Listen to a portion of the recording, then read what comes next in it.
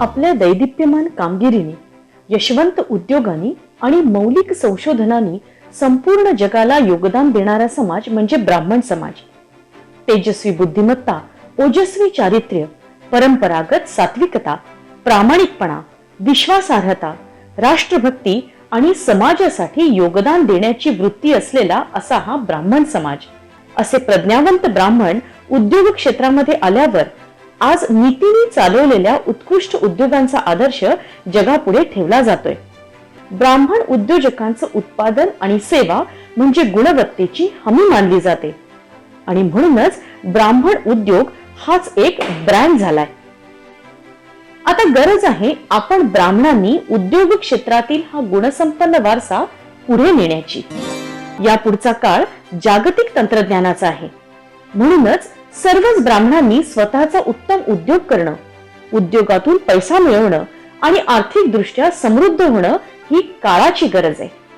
ब्राह्मणांचे उद्योग वेगाने वाढण्यासाठी ब्राह्मणांनी संघटित होऊन एकमेकांना मदत करणं गरजेचं आहे आणि ही गरज ओळखण्याचं मोलाचं काम केलंय नाशिक मधील नामवंत उद्योजक माननीय श्रीयुत श्रीपाद कुलकर्णी यांनी. मनात विचार आल्यावर फेसबुकच्या माध्यमातून श्रीपाद सरांनी ब्राह्मण उद्योजकांचं एकत्रीकरण आजमावायला सुरुवात केली आणि त्यांना साथीदार मिळत गेले.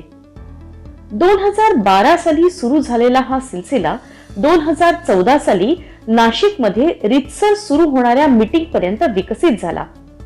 देशस्थ ऋग्वेदी सारखी संस्था मदतीला पुढे आली. शिवाय विविध देशातील ब्राह्मण व्यावसायिक देखील जोडले गेले आणि म्हणूनच या जागतिक ब्राह्मण उद्योजक संस्थेचं नाव ठेवलं गेलं BBNG, अर्थात ब्राह्मण बिझनेस नेटवर्क ग्लोबल.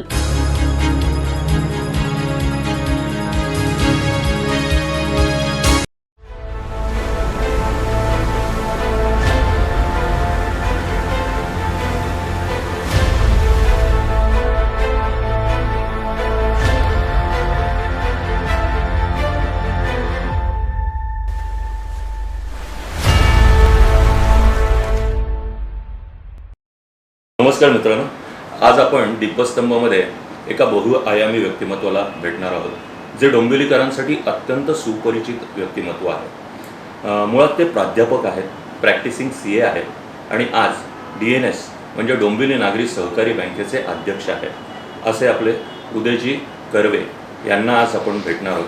त्यांचा एकंदर व्यवसायाचा प्रवास आज आपण या दीपस्तंभामध्ये उलगडणार आहोत. तर त्यांचं स्वागत करूया. सर, BBNG तर्फे मी आपलं स्वागत करतो. नमस्कार. मी अमोल खरे, डोंबिवली चॅप्टर BBNG डोंबिवली चॅप्टरचा चॅप्टर हेड म्हणून काम पाहतो. आज माझे सहकारी आहेत, हे कल्याण चॅप्टरचं मेंबर आहेत प्रसन्न गाडगे, हे सुद्धा प्रॅक्टिसिंग CA आहेत. आज आम्ही दोघं आपला हा एकंदर व्यावसायिक प्रवास आमच्या सर्व सभासदांसाठी उलगडण्याचा प्रयत्न करतो. आपली परमिशन असेल तर आपण या मुलाखतीकडे वळूया. जरूर. धन्यवाद सर.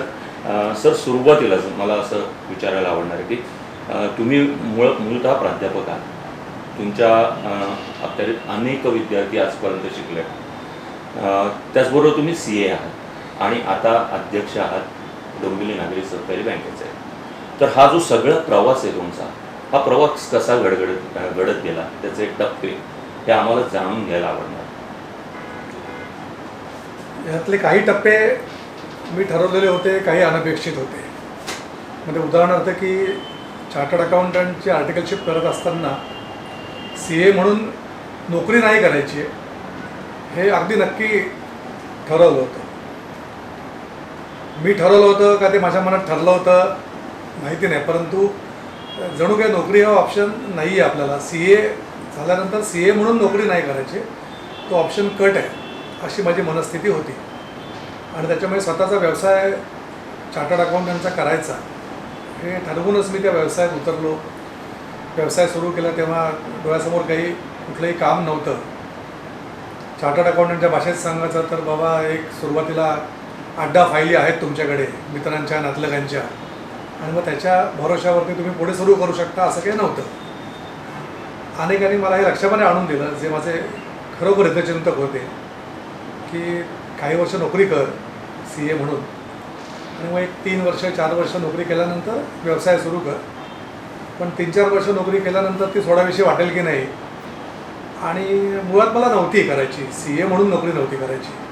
आणि म्हणून खरोखर एकही काम ज्याला क्लायंट म्हणू असं हातात नसताना मी माझा व्यवसाय सुरू केला. अर्थात मी अगदी आर्टिकलशिप करत होतो तेव्हापासून काही जणांची अकाउंट रायटिंगची कामं ही अगदी घरी आणून घरी बसून पण मी त्यावेळेला करत होतो. आणि मला हे लक्षात आलं होतं की सुरू करणं महत्त्वाचं आहे. सुरू केल्यानंतर पुढे आपल्याला चांगले क्लायंट्स मिळत जातील. शिकवणं हे सुद्धा मी जेव्हा विद्यार्थी होतो, CA करत होतो, तेव्हा काही ट्युशन्स मी घेत होतो. काही काळ मी CA एंट्रन्सचे क्लासेस घेतले डोंबिवलीमध्ये. आणि त्याच्यामुळे शिकवण्याची एक मला आवड होती. आणि इथलं जे पेंढरकर महाविद्यालय आहे तिथे मला अचानक विचारलं गेलं की शिकवाल का. आणि तोपर्यंत काही मी पुढे प्राध्यापक म्हणून नोकरी करायची असा विचार केला नव्हता. ज्याने विचारलं ती मंडळी अशी होती की त्यांना नाही म्हणणं पण शक्य नव्हतं. मलाही आवड होती.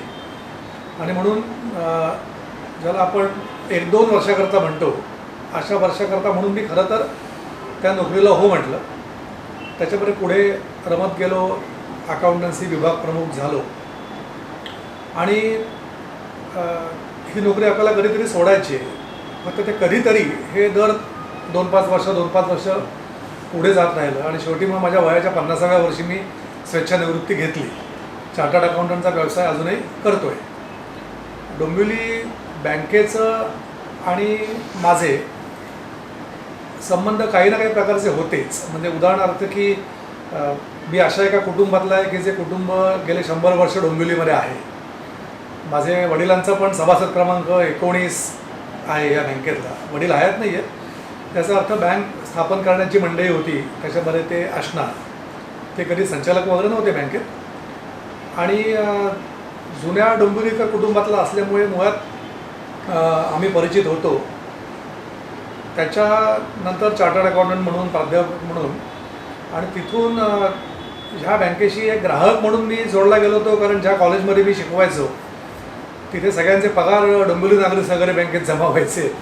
आणि त्याच्यामुळे मुळात मी ग्राहक होतोच. पुन्हा नव्याने जोडला गेलो. त्याच्यानंतर मध्यमवर्गीय कुटुंबातून आलो होतो. काही गोष्टींकरता कर्जांची गरज होती. ही कर्जही मी त्यावेळेला डोंबिवली नागरी बँकेतून घेतली होती. त्याच्यामुळे खातेदार, कर्जदार ह्या नात्याने होतोच बँकेबरोबर. त्याच्यानंतर काही थोडी वर्ष ह्या बँकेच्या काही शाखांचं मी ऑडिट केलं होतं. त्याच्यामुळे ऑडिटर म्हणून पण काही अनुभव या बँकेबरोबर होता. मग मी संचालक झालो तेव्हा वय फार नव्हतं. साधारणतः एखाद्या सहकारी बँकेचा संचालक पूर्वी ज्या वयामध्ये लोक होत त्याहून कमी वय होतं. आणि त्यामुळे कुठलाही पदाधिकारी नव्हतो. आणि गेले काही वर्ष मात्र मी आता या बँकेचा अध्यक्ष म्हणून आहे. त्याच्यामुळे प्राध्यापक ते अध्यक्ष हा असं एकदम थेट प्रवास नाही झाला. असते त्या दिशेने गेलो. आपल्या महाराष्ट्रामधले एक प्रख्यात वकील आहे ज्यांनी काही अतिशय संवेदनाशील अशी प्रकरणं हाताळली. तर त्यांचा मी एक इंटरव्ह्यू बघत होतो. आणि ते बोलता बोलता असं म्हणाले की सहकारी बँकेच्या चेअरमनचा उल्लेख मी नेहमी चोरमन असा करतो. योगायोगाने 3-4 महिन्यातच आम्ही एका व्यासपीठावर होतो डोंबिवलीमध्ये. आणि ते माझ्या लक्षात होतं की मी माझ्या प्रास्ताविकात त्याचा उल्लेख केला. आणि त्यांना म्हटलं की साहेब, डोंबिवलीमध्ये आमची जशी बँक आहे अशा बँकांमध्ये एखाद्या प्राध्यापक माणसाला सुद्धा चेअरमन होता येतं, चेअरमन करतात. आता तुम्ही ठरवाच आहे की तुम्ही सहकारी बँकेच्या चेअरमनचा उल्लेख चोरमन म्हणून करत आलात तो तुम्हाला इथून पुढे करावा असा वाटतोय की नाही. मोठा कार्यक्रम होता, जाहीर कार्यक्रम होता डोंबिवलीमध्ये. आणि माझ्यानंतरच त्यांचं बोलणं होतं. तर त्यांनी त्यांच्या भारताची सुरुवात करतानाच सांगितलं की ह्याच्यापुढे मी कधीही सहकारी बँकेचा चेअरमनचा उल्लेख गमतीने सुद्धा चोरमन असा करणार नाही. कारण अशा प्रकारची प्राध्यापक, चार्टर्ड अकाउंटंट मंडळीसुद्धा बँकेचं अध्यक्ष होतात हे माझ्या लक्षात आलं. ते ज्या भागातून आलो ते तिथून शक्यता आहे की त्यांनी असं बघितलं होतं की काही राजकारणी मंडळी ज्यांचे व्यवहार चांगले नाहीत अशी या सहकारी बँकांमध्ये संचालक असतात, अध्यक्ष असतात. आणि म्हणून ते तसं म्हणायचे. हे मला आत्ता हे तुम्ही जेव्हा म्हटलं की प्राध्यापक ते चेअरमन हा प्रवास, त्याचं उत्तर देताना मला आठवलं. पण हा प्रवास सुखकर झाला, त्याच्यामध्ये काही फार खास काही नाही झाले. आणि असं पण नाही झालं की there was a red carpet. स्वतःला त्या ठिकाणी सिद्ध तर करायलाच लागतं. चार्टर्ड अकाउंटंट म्हणून व्यवसाय करताना, प्राध्यापक म्हणून नोकरी करताना, परंतु ते प्रयत्न साध्य होतं. परंतु काही खूप मोठ्या हालापेष्टांमधून त्याच्याकरता जायला लागलं असं मी नाही म्हणू शकत. नाही सर, हा प्रवासामध्ये आम्हाला हीच एक गोष्ट अपेक्षित होती. कारण जनरली सहकारी ज्या बँका आहेत त्यांच्या अध्यक्ष आणि तुम्ही आज हे पद ज्या पद्धतीने भूषवता की ते खरोखर वेगळेपण दाखवणारे आहे. तुम्ही आत्तापर्यंत जसं हे सगळं म्हणालात की हा असा टप्प्याटप्प्याचा प्रवास आला. सगळीकडे तुम्ही जास्तीत जास्त ना लोकांच्या संपर्कातच जास्त होतात. विद्यार्थ्यांच्या होतात, आता संचालक मंडळावर आहात, त्याच्याशी आहात, त्याच व्यावसायिकांचे तुमचे सतत संपर्क येत असतात. तर आपल्याला या पुढच्या मुलाखतीमध्ये सगळं साधारण व्यावसायिकांना तुमच्याकडनं मार्गदर्शन व्हावं अशी इच्छा आहे. बँकिंग क्षेत्राचा प्रदीर्घ अनुभव आहेच आणि आपण इतक्या वर्षांमध्ये बँकिंग क्षेत्राची वाढ आणि त्यातले बदलही पाहिले आहेत. काही वर्षांचा विचार केला नुकत्या तर टेक्नॉलॉजीमुळे आणि इतर कायद्यांमुळे बँकिंग क्षेत्रामध्ये फार बदल होत आहेत जे आमूलाग्र स्वरूपाचे आहेत. तर बँकिंग क्षेत्रामध्ये ज्या नवीन करिअरच्या संधी आहेत त्याबद्दल तुम्हाला काय वाटतं आणि तुम्ही काय सांगाल? खरं आहे की बँकिंग क्षेत्रामध्ये अतिशय वेगाने बदल होत आहेत, पुढेही होत राहतील. याच्या करिअरच्या संधी ह्या विषयात काही गोष्टी अशा घडत आहेत की त्याच्यामुळे संधी कमी होत आहेत आणि काही गोष्टी अशा होत आहेत की त्याच्यामुळे संधी वाढत आहेत. तर दोन्ही थोडक्यात सांगतो. म्हणजे उदाहरणार्थ की गेले 3 वर्ष देशातल्या कुठल्याही नागरी सहकारी बँकेला एकही शाखा उघडण्याकरता रिझर्व्ह बँक परवानगी देत नाही. साधारणतः ह्या सहकारी बँकांमध्ये किंवा एकूण बँकिंगमध्ये ज्याला नोकरी करायची त्याला संधी कधी येतात? जेव्हा त्यांचा व्यवसाय विस्तार होतो तेव्हा, आणि दुसरं की आहेत ती मंडळी निवृत्त होतात तेव्हा. तर आहेत ती मंडळी निवृत्त होणं हे चालू राहील त्या प्रमाणामध्ये तर नवीन संधी उपलब्ध होतीलच. परंतु देशामध्ये आज 1500 नागरी सहकारी बँका आहेत आणि एकाही बँकेला नवीन शाखा उघडण्याकरता 3-1 वर्ष झाली परवानगी मिळत नाही आहे. त्याच्यामुळे त्याचा एक नोकरीच्या संधी या विषयात नक्की परिणाम होतो आहे. आपण बघतो आहे की ज्या सरकारी बँका आहेत त्यांचं एकत्रीकरण चालू आहे. जेव्हा 2-2, 3-3 बँका एकत्र होतील तेव्हा एकाच शहरामध्ये जर का सगळ्यांच्या शाखा असतील तर त्या सर्व शाखा काही ते सुरू ठेवणार नाहीत. त्यात मग फायदा पण राहणार नाही. त्याच्यामुळे they will go for consolidation of branches. त्याच्यामुळे त्यांच्या शाखांची संख्या कमी होईल.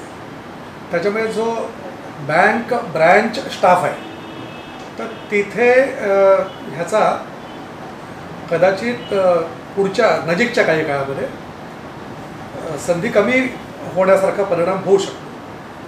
पण त्याच वेळेला काही स्मॉल फायनान्स बँका आहेत त्यांना नवीन नवीन लायसन्स मिळत आहेत. त्या मोठ्या प्रमाणामध्ये मेट्रो सोडून सुद्धा जी ग्रेड 2, ग्रेड 3ची शहरं आहेत तिथे येत आहेत, ग्रामीण भागात जात आहेत. आणि या स्मॉल फायनान्स बँका ही एक नवीन पिढी आहे बँकिंगमधली. तिथे काही संधी उपलब्ध होत आहेत. परंतु ज्या खाजगी बँका आहेत त्या मेट्रोच्या बाहेर ज्या शाखा चालवत आहेत तर तिथली त्यांची मॉडेल्स मुद्दामून जाऊन बघितली तर 3 mains branch, maximum 4 mains branch, म्हणजे 1 ब्रँच मॅनेजर, 1 अधिकारी, 2 क्लार्क, शिपाई असेल नसेल अशा प्रकारच्या बँकांची मॉडेल. आणि पूर्वी 2500 किंवा 3000 फूट एक शाखेकरता जागा असायची ती बघता बघता आता 700-800 फुटापासून 1100-1200 फुटापर्यंत असं झालं आहे. आणि इथून पुढे आपल्याला पण बघायला मिळेल की व्हर्च्युअल बँकिंग हे त्याच्या दिशेने आपण चाललो आहे. लोक घरी बसून बँकिंग करतील. त्याच्यामुळे ज्या पारंपरिक संधी होत्या बँक म्हटलं की डोळ्यासमोर ज्या नोकऱ्या यायच्या तर त्याला तुर्तास तरी मर्यादा आल्यासारखं वाटतं आहे. परंतु त्यात अजून एक गोष्ट लक्षात घेतली पाहिजे की इथून पुढच्या काळामध्ये बँकांना फक्त बँकर लागणार नाही आहेत. म्हणजे बँकेच्या काउंटरवरती माणूस बसला आहे, तो पैसे देतो आहे, चेक क्लिअर करतो आहे, ही जी एक टिपिकल बँकिंग सर्व्हिस आहे ते सोडून पण आता बँकिंगमध्ये अनेक नवीन संधी उपलब्ध होत आहेत. म्हणजे उदाहरणार्थ की आता गेल्या 10 वर्षामध्ये बँक ॲश्युरन्स हा बिझनेस मोठ्या प्रमाणात झाला, त्याच्यामुळे ज्यांना इन्शुरन्समध्ये करिअर करायचं आहे त्यांना बँकांमध्ये संधी मिळते आहे. नागरी सहकारी बँकांमध्ये सुद्धा आता प्रत्येक बँकेचं आपापलं इन्शुरन्स डिपार्टमेंट आहे. त्याप्रमाणे म्युच्युअल फंडचे प्रॉडक्ट्स विकत आहेत. त्यातली जी मंडळी आहे त्यांना परत बँकिंगमध्ये संधी आहेत. ह्याच्याशिवाय इन्फॉर्मेशन टेक्नॉलॉजी, ऑडिट, तुम्ही चार्टर्ड अकाउंटंट आहात, इन्व्हेस्टमेंट्स, HR, ॲडमिनिस्ट्रेशन, ह्या जी क्षेत्र आहेत ज्यांना पूर्वी टिपिकली बँकिंगमध्ये कमी रिकग्निशन होतं, कमी मान्यता होती, ह्याला आता खूप चांगली मान्यता बँकिंगमध्ये मिळते. म्हणजे HRची प्रमुख व्यक्ती, ह्युमन रिलेशन सांभाळणारी, पर्सनल अँड HR, ह्याला चांगली मान्यता आली. इन्व्हेस्टमेंटचे मोठे पोर्टफोलिओ असतात. आणि ह्याच्याशिवाय ज्यांना नोकरी करायची नाही आहे पण बँकिंगमध्ये राहायचं आहे, अशा काही संधी आता नव्याने उत्पन्न होत आहेत. उदाहरणार्थ रिझर्व्ह बँकेने अगदी सहकारी बँकांना सुद्धा त्यांचे बिझनेस कॉरस्पॉन्डंट आणि बिझनेस फॅसिलिटेटर नेमण्याकरता परवानगी दिली. म्हणजे एका अर्थाने ही मंडळी स्वतंत्र व्यावसायिक असतील, ती बँकिंगमध्ये असतील पण ते बँकेच्या नोकरीत नसतील. म्हणजे एखादा बिझनेस कॉरस्पॉन्डंट एकाच वेळेला 8-10 बँकांचा पण कॉरस्पॉन्डंट म्हणून काम करू शकतो. Same is the case with business facilitator. साधारण ठेवी आणणं, मग त्या डेली सेव्हिंगच्या असतील किंवा सेव्हिंग अकाउंट, करंट अकाउंट असतील, हे काम जे करणं अपेक्षित आहे त्यांना म्हटलं जातं बिझनेस कॉरस्पॉन्डंट. आणि कर्ज व्यवहार बँकांकडे घेऊन येतील, कर्ज प्रकरणं, they are called as business facilitators. आणि म्हणजे अगदी आपल्या डोंबिवली नागरी बँकेचं उदाहरण घ्यायचं म्हटलं तरीसुद्धा आत्ता असे काही बिझनेस कॉरस्पॉन्डंट आणि फॅसिलिटेटर आहेत की ते ज्या शाखांशी जोडले आहेत, तर काही ठिकाणी त्या शाखांमध्ये नोकरी करणाऱ्या मंडळींपेक्षा त्यांचं इन्कम आज जास्त आहे किंवा ॲटलिस्ट कम्पेरेबल तरी आहे. They are independent. त्याच्यामुळे अशा काही नवीन संधी ज्या पूर्वी नव्हत्या नोकरीच्या आणि स्वयंरोजगाराच्या, पण अशा आता बँकिंगमध्ये येत आहेत. आणि त्याच्यामुळे बँकिंगमधल्या करिअरचं स्वरूप बदलत चाललं आहे असं म्हणता येईल. नक्कीच. सर, इन्व्हेस्टमेंट आणि सेव्हिंग याच्यात काय फरक आहे आणि व्यावसायिकाने या दोन्ही गोष्टींकडे कसं पाहिलं पाहिजे? सेव्हिंग किंवा बचत याचा अर्थ एकदम सोपा आहे की तुमचं जे उत्पन्न आहे ते तुम्ही सगळं खर्च करत नाही आणि तुमचे खर्च उत्पन्न होऊन कमी आहेत, जे उत्पन्न शिल्लक राहतं त्याला आपण सेव्हिंग म्हणतो. आता कोणी पूर्वीच्या काळाप्रमाणे हे जे बचत आहे ती घरामध्ये डब्यातच ठेवली किंवा बँकेच्या लॉकरमध्ये ते पैसे नेऊन ठेवले तर त्याला फार तर सेव्हिंग म्हणता येईल, त्याला इन्व्हेस्टमेंट नाही म्हणता येईल. त्याच्यामुळे हे जे काही आपण सेव्हिंग करतो ते निरनिराळ्या प्रकारे अशा ठिकाणी लावणं, कामाला लावणं, गुंतवणं की जिच्यामध्ये नियमित उत्पन्न मिळेल किंवा मूल्यवृद्धी होईल किंवा दोन्ही होईल, त्याला आपण म्हणतो इन्व्हेस्टमेंट. म्हणजे उदाहरणार्थ की मी सेव्ह केलेले पैसे, त्यातून मी एखादं नवीन घर घेतलं, दुकानाचा गाळा घेतला, ऑफिस युनिट घेतलं आणि ते समजा भाड्याने दिलं, तर मला भाडं चालू आहे आणि दरवर्षी त्याची किंमतही वाढत जाणार आहे. तर त्याच्यामध्ये इन्कम आणि ॲप्रिसिएशन दोन्ही होणार आहे. हे एक उदाहरण म्हणता येईल इन्व्हेस्टमेंटचं. समजा स्थावर मालमत्तेमध्ये इन्व्हेस्टमेंट न करण्याकडे कोणाचा कल असेल तर शेअर्स आहेत, म्युच्युअल फंड आहेत, बॉन्ड्स आहेत, ज्याच्यामध्ये इन्व्हेस्टमेंट करता येते, ज्याच्यामध्ये त्यातल्या काही प्रकारामध्ये ॲप्रिसिएशन फार नाही मिळणार पण त्याचं रेग्युलर इन्कम मिळेल. शेअरसारखे प्रकार आहेत, त्याच्यामध्ये ॲप्रिसिएशन पण मिळेल, कधी कधी उलटंही होऊ शकतं, त्याच्यामध्ये जोखीम आहे. त्याच्यामुळे साठवलेले पैसे हे उत्पन्नाला लावणं ह्याला आपण म्हणतो इन्व्हेस्टमेंट. त्याचं का असे मार्ग निवडता आले की उत्पन्न पण राहील नियमित आणि ॲप्रिसिएशन पण होईल, म्हणजे इन्कम ॲज वेल ॲज ॲप्रिसिएशन. तर ते करण्याकडे हा आपला कल ठेवावा. परंतु समजा त्या कुटुंबाची किंवा व्यक्तीची आर्थिक परिस्थिती अशी आहे की बाबा लिक्विडिटीला महत्त्व आहे, म्हणजे मला उद्या लागलं तर उद्या पैसे मिळाले पाहिजे, तर मग लगेच मोडता येतात अशा ज्या इन्व्हेस्टमेंट्स आहेत, म्हणजे अगदी बँकेमधल्या ठेवींपासून ते ऑनलाईन म्युच्युअल फंडची इन्व्हेस्टमेंट, असे ऑप्शन त्याला अवेलेबल आहेत. आणि प्रयत्न प्रत्येकाने असं करावा, म्हणजे भारतीयांना मुद्दामून सांगायची मुळात गरज नाही आहे. ज्या मोठ्या प्रमाणात गेल्या काही वर्षामध्ये भारतीय मंडळी परदेशामध्ये जात आहेत, प्रामुख्याने अमेरिका, कॅनडा, तर तिथे असं लक्षात येतं की तिथल्या मंडळींच्या एकूणच जीवनशैलीमध्ये सेव्हिंग हा प्रकार जवळजवळ नाहीच आहे. आणि ह्या उलट आपल्या मंडळींच्या जीवनशैलीमध्ये पिढ्यानपिढ्या आपल्याला शिकवलं गेलेलं आहे की सर्व उत्पन्न खर्च करू नका, भविष्य काळाकरता काहीतरी तुम्ही सेव्हिंग केलं पाहिजे. ही सवय मात्र आपण सोडू नये. आणि जसं फार कंजूसपणाने जगायची गरज नाही, आपण कमावलेले पैसे चांगल्या कारणाकरता स्वतःवर खर्च पण केले पाहिजेत. तसंच सर्व उत्पन्न खर्च करू नये आणि भविष्य काळाकरता काही ना काही सेव्हिंग आणि ते नियमितपणाने करत राहावं. आणि त्याचं कन्व्हर्जन इन्व्हेस्टमेंट्समध्ये अशा प्रकारे करावं की ज्याच्यामध्ये इन्कम आणि अप्रिसिएशन दोन्ही असेल, हे सगळ्यात चांगलं राहील. निश्चित.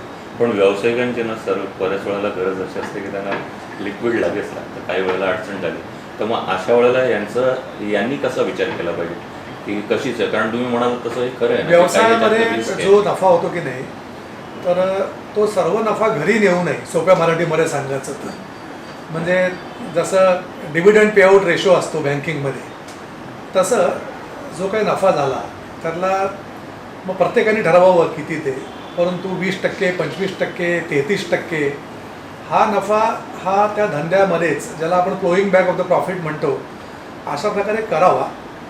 आता असं आहे की बाबा नफा पुरेसा होतो आहे, तेवढा सर्व खरोखर घरी न्यायची गरज नाही, वैयक्तिक कारणाकरता वापरायची गरज नाही. अशा मंडळींनी अशा परिस्थितीमध्ये हे जरूर करावं की नफ्यातला एक बऱ्यापैकी भाग हा त्या उद्योग व्यवसायामध्येच गुंतवावा परत. मग भले तो त्या उद्योग व्यवसायाकरता काही वेगळा काढून बँकेमध्ये अगदी FD सारख्या स्वरूपात पण ठेवता येईल, किंवा उद्योग व्यवसायातले काही असेट्स त्यातनं क्रिएट करता येतील. सर, आपण प्रॅक्टिसिंग चार्टर्ड अकाउंटंट म्हणून काम केलं आहे. आपण व्यावसायिकांचं आणि त्यांच्या व्यवसायाचं फार जवळून आपण बघितलेलं आहे की त्यांना सल्ला देणं असेल किंवा एक व्यवसायाचं कामकाज कसं चालतं वगैरे सगळं.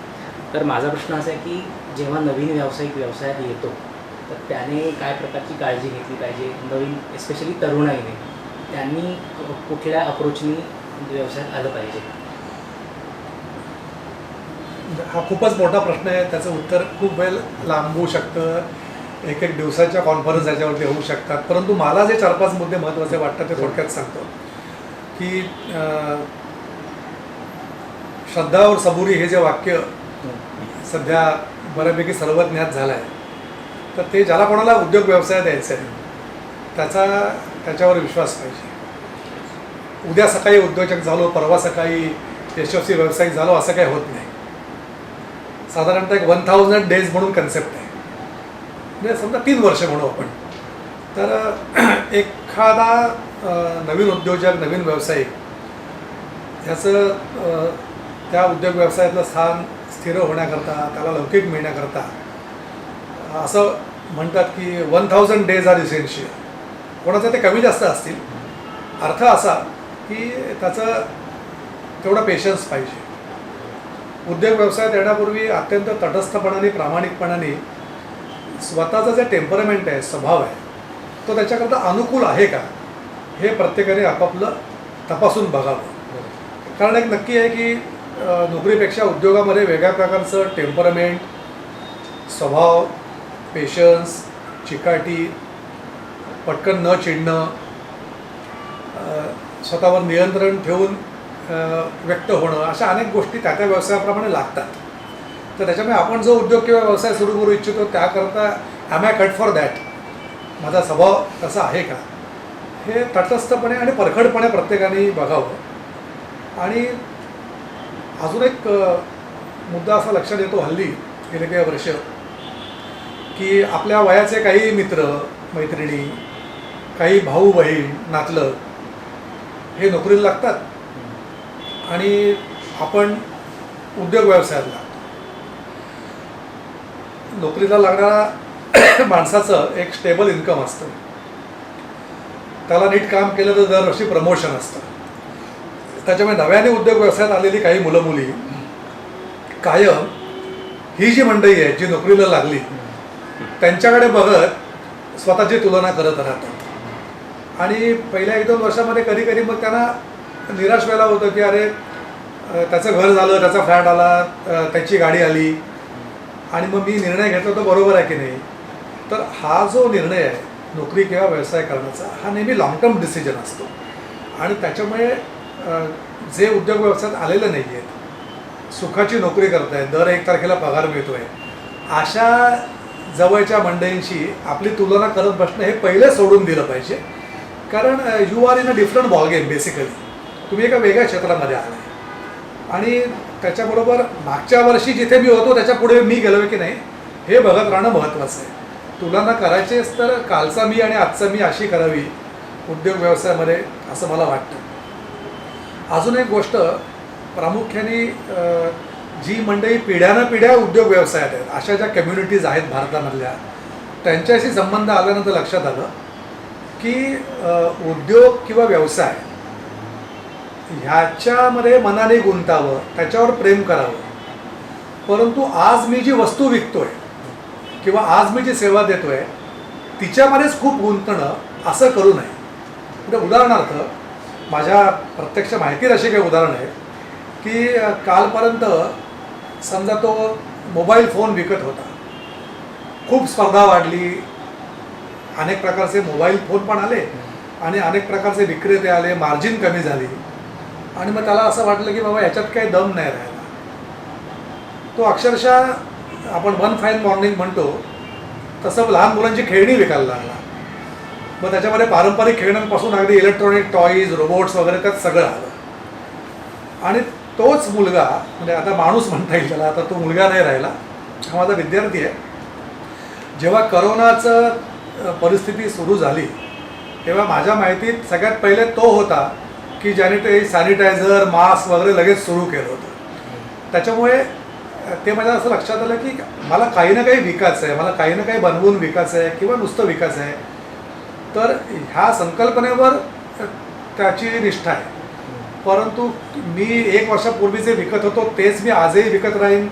ते बंद करताना मी इमोशनल होईन की अरे बाबा 1 पिढ्या 2 पिढ्या आम्ही ही वस्तू विकतोय, मग आता ती विकणं बंद कसं करायचं आणि मग मी तेच चालू ठेवीन.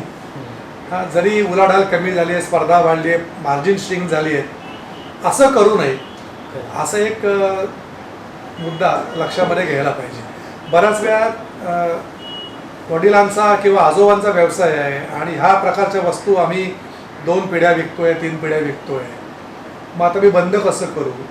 अशा प्रकारची एक भावना विवशता त्याच्यामध्ये येऊन द्यायची नाही. आजोबा, वडील किंवा मी गेले काही वर्ष उद्योग व्यवसाय करतोय तर मी उद्योग व्यवसाय करेन, त्याचं स्वरूप बदलायला हरकत नाही. हा एक बदल मला आवश्यक वाटतो. सर, तुम्ही आत्ता ज्या गोष्टी सांगितल्या त्या फार महत्त्वाच्या आहेत नवीन व्यावसायिकांसाठी. त्याच्याबरोबर ना एक कॉमन सगळ्यांमध्ये असा प्रश्न असतो की भांडवल हे प्रचंड एक मोठा प्रश्न उभा असतो की भांडवल कसं आणू. आणि त्यावेळेला याच्यासाठी बँका कशा फायद्याच्या ठरतात, किंवा मला असं विचारायचं आहे की अशा व्यावसायिकांकडे किंवा अशा या नवीन व्यावसायिकांकडे बँका कसं बघतात. सांगतो मी, म्हणजे त्यातले बरेच तपशील सांगतो. सगळं परत मोठा विषय आहे. परंतु कर्ज मागायला जी व्यक्ती येते किंवा 2-3-4 लोक एकत्र येतात in the form of partnership firm किंवा कंपनी प्रायव्हेट लिमिटेड, तर त्याच्यामध्ये जसं कागदपत्राला महत्त्व आहे तसं त्या व्यक्ती कोण आहे त्यालाही महत्त्व आहे. व्यक्ती म्हणून बँका काय काय बघतात, तर सगळ्यात पहिले सिबिल रिपोर्ट बघतात हल्ली. आता बँकिंग इंडस्ट्रीमध्ये कुठे थकबाकीदार असेल, क्रेडिट कार्डचं डिफॉल्ट झाला असेल तर ते आता 2 मिनटामध्ये समजतं. त्याच्यामुळे त्याचं सिबिल रेटिंग बरोबर आहे ना, तो ऑलरेडी कुठे डिफॉल्टर नाही ना हे बघितलं जातं. त्याच्यासंबंधी जेवढी मिळेल तेवढी मार्केट इन्फॉर्मेशन पण बँका काढतात. हे काम कधी कधी आउटसोर्सही केलं जातं. तशा आता एजन्सीज पण अवेलेबल आहेत. तो जो उद्योग व्यवसाय करू शकतो आहे त्या संबंधातले त्याचं काही शिक्षण प्रशिक्षण आहे का, त्याचा काही अनुभव आहे का त्याचा किंवा घरच्यांचा, त्याची फॅमिली बॅकग्राऊंड काय आहे, त्याचं वय काय आहे. समजा 3-4 माणसं एकत्र आली आहेत तर त्यांचं एकत्र येणं हे खरोखर नैसर्गिक वाटतं आहे का खूपच काहीतरी अनयुज्युअल रीतीने ते एकत्र आले आहेत, पुढे टिकतील की नाही शंका आहे. हेही बँक बऱ्याच वेळा बघते. आणि त्या उद्योजकांनी साधारण ज्याला कोअर टीम म्हणतो, तर अशी काही माणसं निवडली आहेत का की जे प्रत्यक्ष त्याचं काम हे पुढे नेतील. त्याच्यामध्ये कोणी टेक्नोक्रॅट्स आले, कोणी फायनान्सचा मनुष्य आला, अशी काही त्याची छोटी का होईना पण टीम आहे का हे बघितलं जातं. तो मध्यम वय त्याने ओलांडला असेल, 50-60 ह्या वयोगटातला असेल, तर सक्सेशन प्लॅनिंग काही आहे का, त्याचे उत्तराधिकारी म्हणून कोणी पुढे येत आहे का, अशा सगळ्याच गोष्टी बँका बघतात. अजूनही काही त्याला जोडता येईल पण महत्त्वाचं सांगितलं आहे. आणि अजून एक गोष्ट आहे की सहसा जर का त्या उद्योग व्यवसायाला 100 रुपये लागणार असतील तर सगळे 100 बँक देत नाही. बँक म्हणते की तू 20 रुपये आणि 80 रुपये आम्ही देतो. मग ते 20-80 राहील, कुठे 25-75 होईल, कुठे 10-90 होईल.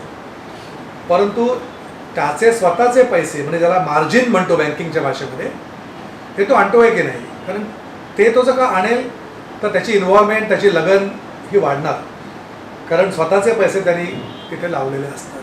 ह्या गोष्टी प्रामुख्याने बघते बँक त्या बॉरोवरच्या. त्याचा जो बिझनेस आहे त्यासंबंधी बँक असं बघते की बाबा याच्यामध्ये तीव्र स्पर्धा आहे का खूप कमी स्पर्धा आहे, ऑलमोस्ट मोनोपॉली लाईन हा घेतो आहे. तर बँकेला आवडेल मग चिरकालता आहे का त्या बिझनेसला. म्हणजे असे काही प्रॉडक्ट येतात आपल्यापैकी अनेकांना आठवत असेल, पेजर नावाचं एक प्रॉडक्ट आहे, वर्षभरात संपलं ते प्रॉडक्ट. तर तो जो प्रॉडक्ट निवडतोय तर त्या उद्योगाची किंवा त्या व्यवसायाची चिरकालता आहे का ते बँका बघतात. सरकारी धोरणामध्ये त्या उद्योग व्यवसायाला प्राधान्य आहे का आत्ता, का तो निगेटिव्ह लिस्टमध्ये आहे, ती एक गोष्ट बँका बघतात. आणि एकूणच त्या उद्योग व्यवसायाची सद्यस्थिती काय आहे.